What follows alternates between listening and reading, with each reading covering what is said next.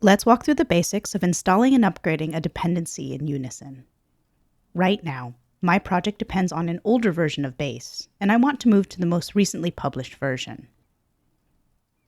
To install the latest release of a library, I'll type lib.install, followed by the share handle and the name of the project.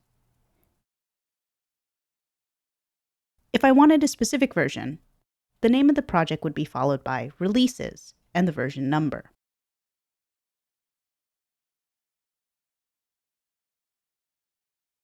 I can check which versions are currently in my project with ls-lib.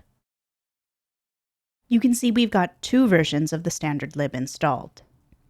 If I enter upgrade with no arguments, the UCM will guide me through a selection process where I can choose the old version I'm upgrading from, followed by the new version.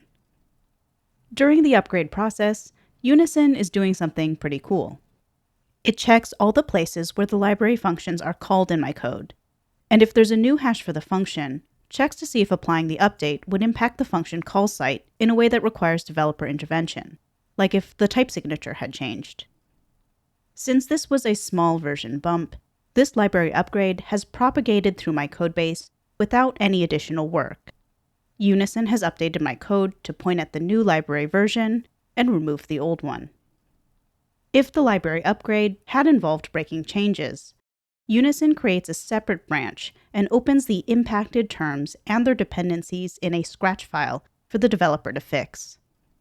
Once everything compiles, run update again to apply those changes and clean up the old library version. And that's it. Installing and upgrading libraries in Unison is usually just a couple of commands.